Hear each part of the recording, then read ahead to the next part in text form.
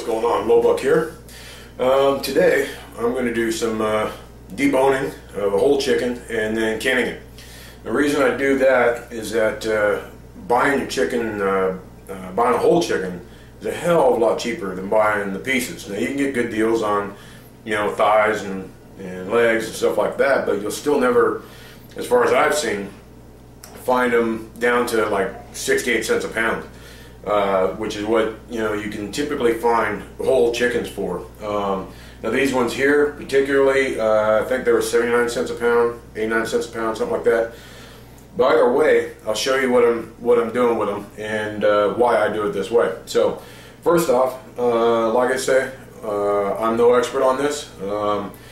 I'm just showing you how I do things and how it can be done easy. Now it's not the fanciest. You're going to see by my deboning skills, there's nothing fancy about it. But I'm canning it, so I don't need a nice perfect leg. I just need hunks of meat in there.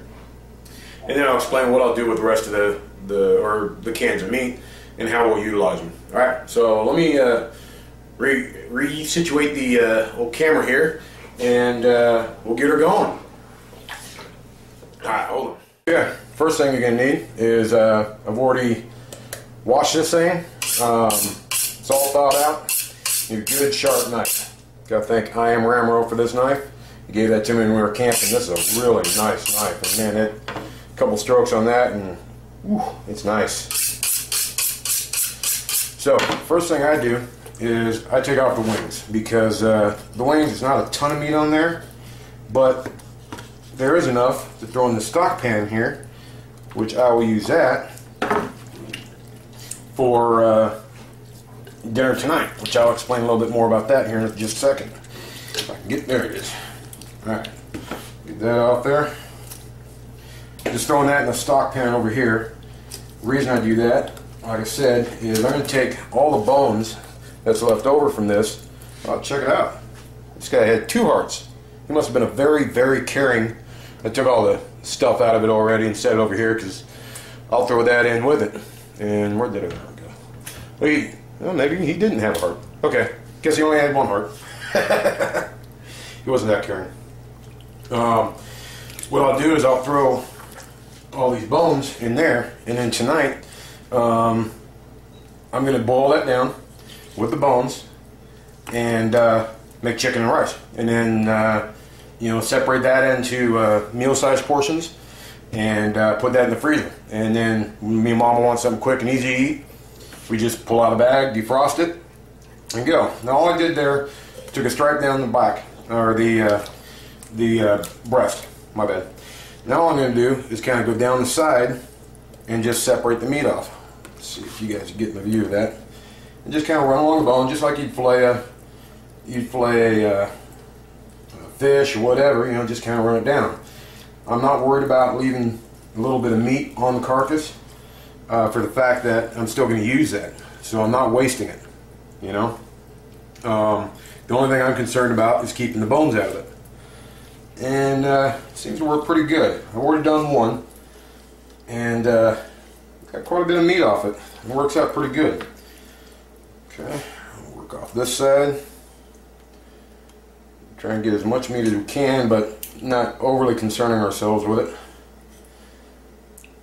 because all this the meat that's left on it is just going to flavor the chicken and rice that I do for tonight, and that works out really good.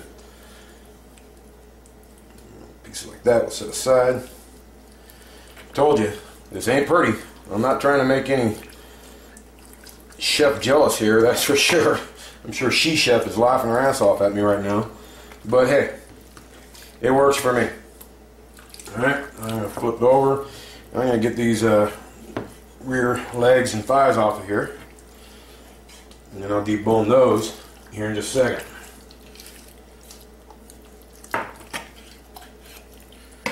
So, give it a little crack. And she'll come right off. That aside. Same thing over here. And just get it cut. Snap that bone, comes right off. Alright, so far We got one big old breast here with the breast tenderloin on it. And then let's go to the other side and get that one done. Okay. Now I've seen a few videos on how to do this properly. I don't know. I just basically went to it on the last one and just started cutting meat off. Because it's all going to go in the cans and give us some good protein for if we need to. We can just pull one of these jars out, like so. These little jelly jars, I think they're 8 ounces. Pull that off the shelf and boil up with some rice, and you're rocking. You got a lot of good meat right there. Okay, let's get that up there. Now, any of you out there that are watching this that have some advice for me, obviously kick it down. I just want to feel around, make sure I got all the bones out. It's right there, we missed one. Let's cut that little bad boy out. Again, just throw it in the stock. Another big old piece of meat. Let's get the rest of this meat off. This one's not coming out quite as pretty as my last one. That's alright. Like I said, I'm not going for pretty. If we want pretty, I'll just put it back on my face. Alright, so there. A bunch of fat. You know, in all seriousness, you know, they say fat, you know, you don't want fat, you want to keep fat out of your diet. Well, we need some fat. We got to have some fat in our diet to keep us alive. And, you know, although I'm prepping for any situation, not just any, you know, WROL or, you know, that kind of stuff, I still always want to get the most of what I use.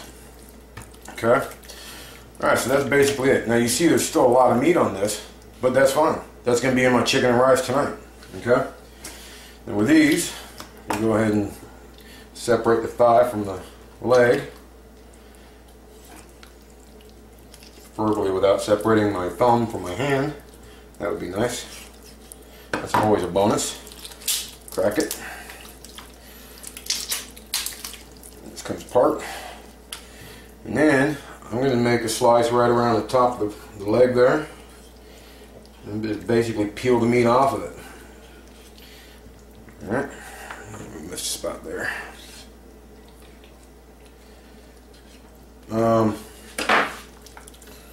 So anyways, last day of vacation, so I'm just kind of getting a little preps done. We had a good vacation. Now we just need to get back in line and get our stuff going. So, let's drop my towel. So I hope you guys enjoyed some of the vids we took out on vacation. We had a hell of a good time.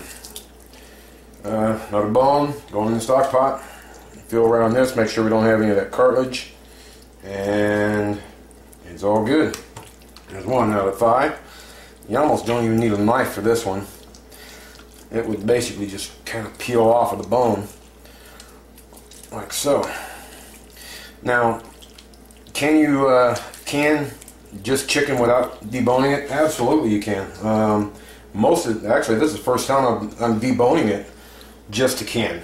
And the reason is that a lot of these smaller bones, you know, now if this was a, you know, real shit hitting the fan scenario or whatever, I'm obviously not going to want to waste that. So I would cook that up right now, you know. Because yeah, you can even without even with being off grid, you can do it over a fire. You just got to pay attention to it, you know. Watch your pressure, and it can be done very easily. There we go. Let's continue cutting it off. Okay. Now we'll just slice around that. Actually, around this side.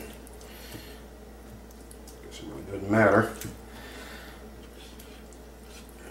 Not sure how to make this exciting. But you know, it's the reason I make little videos like this are because you know, I got into this And I've said this many times before, but I seem to be getting, you know, more subs all the time, and you know, it's not as hard as you think. When I first started this, I was intimidated as hell by it. There you go. See, the meat just kind of rolls right off of it. There you go. That'll go in the stock pan for tonight's dinner. And this one, same thing. Gonna get it started here a little bit,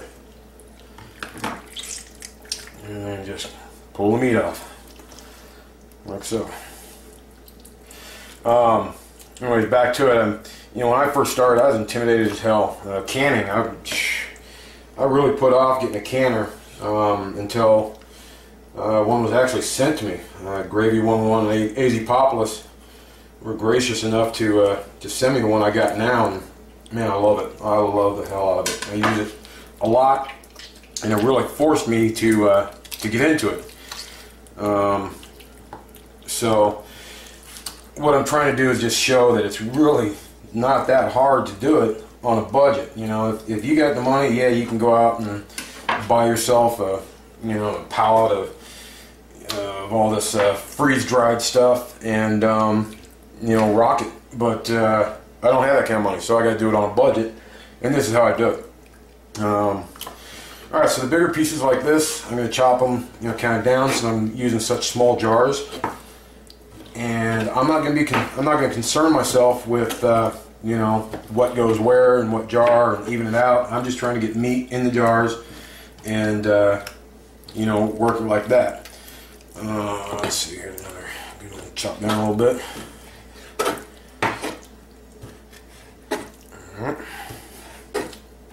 Alright, now I still have the gizzard and the liver, the heart. Oh, he did have two hearts, see? Told you he was a loving chicken. Well, I'm going to love eating them. Alright, so let's grab a jar. And basically, all I'm going to do is start putting some meat in it. And I want to kind of mix up a little bit of, let's cut that one in half because there's some goodness for a couple different jars. Mix up a little bit of white and dark meat. And you don't want to fill it all the way to the top. It's actually a little high, but not that bad. And I've only got a dozen of these little jelly jars right now. So we'll fill them up as much as we can. And then, where's some of that dark meat? There we go. That's a little too much. Let's cut it down. Now what I'll do with these when we end up using them is we'll pull it out. I think I already mentioned this, maybe not. We'll pull out, let's throw a little heart on there for a surprise. And we'll dump it in a pan of water, all the juices, everything, and boil up some rice, and it'll flavor it up real nice. Throw another heart in that one, just for good luck. And that will be, that one thing will be enough chicken for a big dish of chicken and rice for me and my wife. And you know, that we're not big eaters, so that would be enough to easily satisfy us for at least one meal.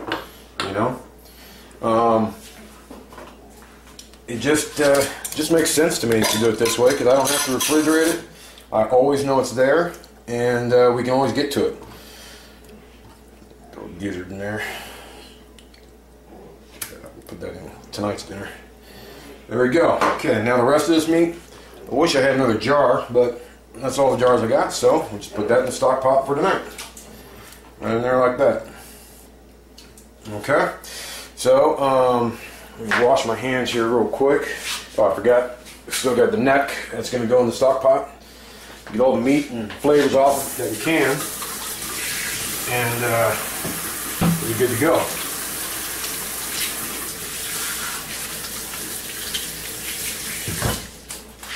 Okay.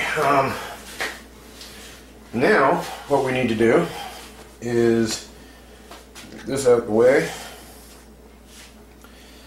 And we need to get all of these and get some juices and whatever else we want to put in there. But first off, now you're probably asking me, why aren't I boiling the lids? Well, you know, there's a lot of people out there that'll argue the different points with you. But look at it this way. If you're sterilizing it in the canning process, Wouldn't it sterilize that too?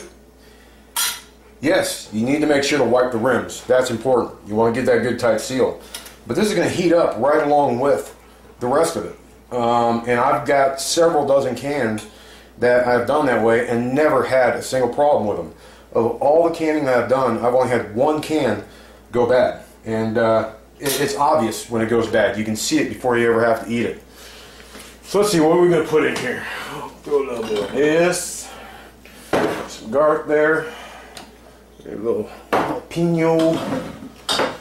And a couple of onions in a couple of them.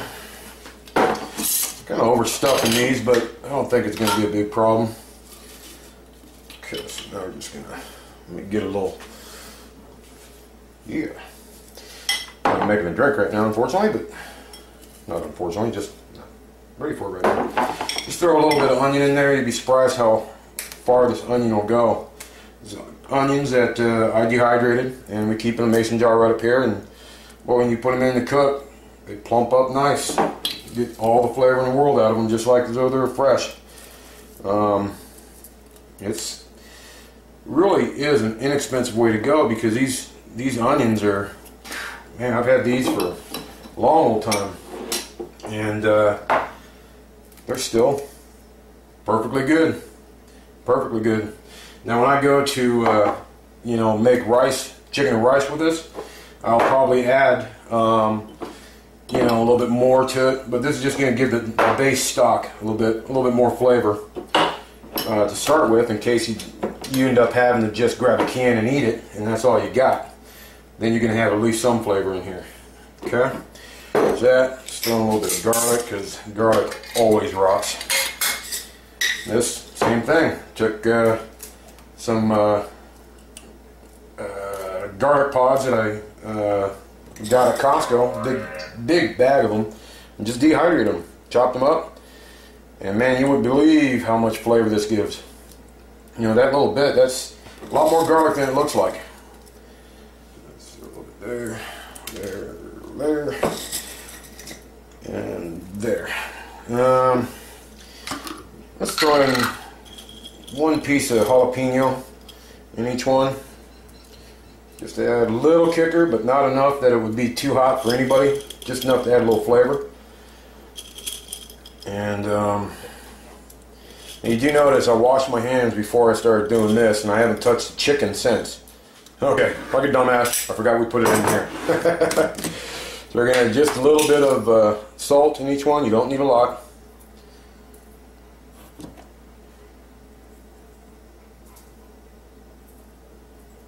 Like so. That's going to not only add a little bit of flavor, but it's just going to help in the preservation portion of the canning process. And that's it. Now, get our lids back on there and get to it. So, now we're going to start wiping some rims. Actually, no, my bad. I need to get some water in there first. Let's see here.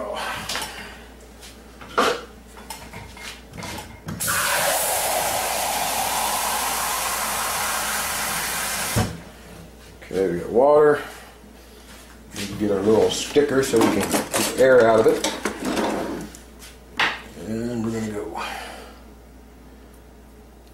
Don't need a lot of water, but you'll see when you put some water in, you start digging that around, the water level is going to drop a little bit. And here what you're doing, you're just getting the air out. You're not trying to mix it up, you're just trying to get the air out of it. Okay? I'll do 2 of them here, then I'll pause it before I put all the lids on. Okay? Again, you're not trying to mix it up, you're just trying to get the air pockets out. That's it. But that is important. Ah, the little bastard escaped. Alright. Okay, I've gone through and gotten air pockets out of all of them. Now I'm just going to go through and wipe the rims. And I got a really good example on one of them, why it's really important. Although it may not look like anything's on there, you know, this one right here, you can see, try and get it and zoomed in there. Try it better this way. Let's see here. Zoom it in. See that salt on there? If I was just to leave that, we're going to get a bad seal. And that one would be a fail, which we don't want. So we wipe the rims. You got to do that with all of them. Alright? So basically, I'll go through the rest of them. You don't need to see me do all of them. Then I'm going to put the lids on, make sure it's straight.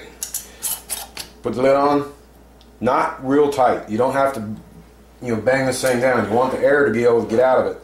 And that's the key to the preservation. The heat, removal there, and all that. And that's it, okay? So I'll be back and show you how the canning process goes. Okay, we've got them all in there. I did find one more jar, so I went ahead and made one, and actually that one I kind of mixed it up a little bit and put some barbecue sauce in it, and that one I'll just take to work with me one day just to munch on. I filled the jars up, or I filled the pan up about halfway full, or halfway up the jars with water, and I put in about a tablespoon, maybe 2 tablespoons of vinegar. That will help keep the glass from getting all misty. So let me pause this and back. Actually, I don't need to pause it. I'll just flip it around like so, and put it up and see if I'm in the picture there. Dig this new camera. I can finally see if I'm in the damn picture. I don't know how many videos I made where I wasn't even in the damn thing. Now, you're not going to see both me and this, but let me get the lid on it. First off, snap it in place. Okay, now we can go ahead and show you what we got. I'm screwing this thing up, man. See what happens when I try and make a video without drinking? Okay. Well, I took the bubbler off, and I'm going to go ahead and kick on the heat here. And we're going to let it get going. Now we've got a pressure valve there. That thing will pop up. Once the steam starts coming out of this, then we'll throw that on there, okay? Now, for the elevation here in Tucson, we want to take it up to about 12 pounds of pressure, okay? Once it reaches 12 pounds of pressure, then we're going to maintain 12 to 15 pounds. That's what I've found in all mine. If I maintain it between 12 and 15, I have no problems. If it ever drops below 12, you start the whole process again. You bring it back up to 12, start your clock again. Now, since these are the little 8-ounce jars, for a full quart, I run it for, I think it was 70 minutes. For these, I'm going to run them for probably 45 minutes. And I think that's going to do it. This is the first time I've used the smaller jars, but we'll see how it works out, and I'll let you know. So once this thing reaches pressure, I'll bring you guys back on and show you what's going on. Alright. And there we go. We've got 12 pounds. So now we're going to drop our heat way down. Now after you've canned for a little while, sorry, my head was right up against the camera. Once you can for a little while, you'll learn your stovetop and where the adjustment needs to be to pretty much maintain it there. You do still have to keep an eye on it because it'll bounce around on you depending on the weather, humidity, all sorts of junk. But it's really not a big thing. You just, if it starts coming down a little bit, you kick the heat up a little bit. But just don't let it drop below 12 pounds or you got to start your time over. So we're on 12 pounds, and I'm going to go ahead and hit my start button on my timer here. And we're going. So I'm going to go 45 minutes with that. And get the heat up a little bit. And then I'll bring it back and show you what's going on. Alright guys. Alright guys. Well, we are maintaining pressure and we're just about done here. We'll go ahead and back this out. There we go.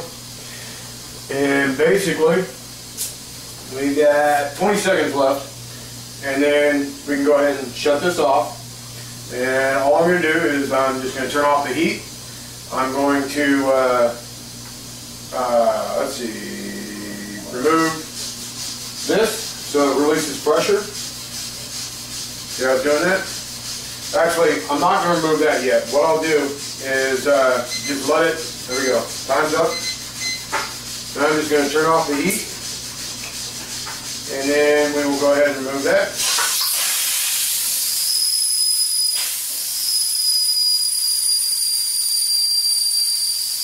That's a lot of pressure.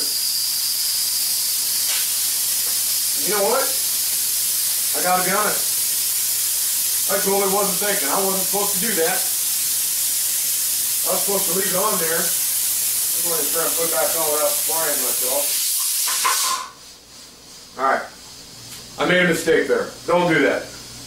I don't think it's going to affect anything, but I do know, and I just slipped the mind. No, I'm not even drinking yet, believe it or not. Supposed to just leave it like that and let it cool down naturally. Once this stays down, when the pressure's gone, it's still releasing pressure out of this. Once that drops down, then you can pull that off.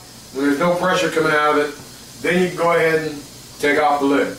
And once it cools down to that point, I'm bringing you guys back to it. So, see, told you, I'm not the professional here. You want to really learn how to can, go check out the She Chef, go check out Bear Prepper, Real. Those are the people I get my information from. And that is by no means a reflection of them. That's a reflection of my own just acting before I think. Anyways, we'll see how it comes out. Alright, so I'll be back. Alright guys, so we're still dropping pressure here. We still got a little bit. You can still see the pressure valve still up, so we're not ready to open that thing up yet. But while that whole process was going, I told you I was boiling down all the carcasses and all the bones and getting all the rest of the meat off of that. Well, that's been boiling this whole time, so we're going to go ahead and shut that heat down. Shut that heat off, I should say. Once that cools down, I'll go ahead and remove all the bones and start peeling off all the meat while I throw in a bunch of rice and get the rice going. And I'll show you that. Basically, in a nutshell, the way this whole video series is going to run is I'm going to show you how we're going to get probably, I'm just going to go off the top of my head here and say 25 meals off of 25 meals for me and my wife off of 2 chickens and some rice. So there you go. I'll be right back. Alright guys, well, as you can see, pressure valve has dropped. Open that up, no more steam comes out. So we know we're pressure free. So let's go ahead and open this thing. And make sure when you open it that you tilt the lid away from you, okay? Because there's still going to be some steam that'll come out of that. You don't want that hitting you in the face because it'll ruin your day. Then one other thing is on the counter here, I've got a towel. Yeah, I like making 30 meals all at once here, but we had a couple extra chicken thighs left over, so I just threw them in a cast iron skillet, seasoned them up with some I Am Ramro seasoning, and throw them in the oven. Those have been cooking this whole time. So now, let's just go ahead and start pulling these out. It is very, very important you have the towel. If you put this on a cold counter, that glass can just crack because it's very, very hot. Matter of fact, here, once I get this out, I'll just show you with this one right here. You can see it's still boiling in there. It's still working. Now, some of the tops may not be sucked down yet. Yeah, see, you might have heard that. But for the next hour or so, you'll be hearing them just kind of start popping as they start dropping down and sealing into place. And each one of these, mixed with a little bit of rice, is dinner for me and Mama. And all we need to do is, pour this into a pan of water, add some rice, however much we deem necessary to make a meal. If you want to spice things up, then you grab a can of peas or mixed vegetables, something like that. Throw it in with it. You got a good, well-rounded meal, and for very little money. So let me get these last couple out of here. Should have 13 altogether because I found that extra jar. That extra jar, basically what I did was went back into the stock pan and found the little bits and pieces that were left over and stripped a little more meat off of the carcass and made one that had a little barbecue sauce in it, which I'm actually going to have to figure out which one that, it's pretty obvious it's that one right there. So I'm going to bring the camera a little closer. you can see what we got going on. Now if you listen, okay, first off you can hear that Harley knows I'm filming, so he's got to be on. He's out there playing with his tire, dumbass. Can you see him boiling? They're still in there working. And over the next hour or so, they'll all be sealed and they'll all be good. Okay? You hear that? They're going. Next thing I'm going to do is I'm going to grab the stock pot and get all the chicken out of that, and then start the rice. So give me 1 second and we'll get that going. Alright, so basically now I'm just going to start taking out the bones and everything that was in this. Ooh, so it just falls apart now. But it's all cooked. Lots of good meat. And what I have to do is just kind of let this sit here and cool down enough to where my little fingers can get in there and start turning the meat off. But while that's cooling, I'm going to be cooking rice in this stock. And we'll get that going here in just a second once I get all the bones and everything out of here. You can see there's, well, you can't see right now, but I'll show you here in a second, how much meat is actually on the leftover carcass, or the two carcasses I should say. Remember I did 2 chickens. Just want to make sure I get all of them out of there. Unfortunately, I don't have another pan big enough that I could just strain this into. It would make it a lot easier. But stuck with what you got and you make it work. That little bastard trying to escape. Alright, I think we got it. Alright, so now let me show you what we got here. Actually, I'm going to bring this in a little bit. First off, there's the carcasses. And there's a hell of a lot of meat on that. So this would be some good chunky rice. Now we're going to throw in rice. Get this going. Get my pot open. No, don't worry. Don't suffer from SoCalism. How much rice would I add? Well, right now, it's about up to about right here with water. The way I cook rice, I just guesstimate so that I've got more water than I need. And then I cook it until it tastes like it's done. Then I just drain off the water. See where we're looking there. It looks like that should be about enough. Oh, look at that. Found another bone.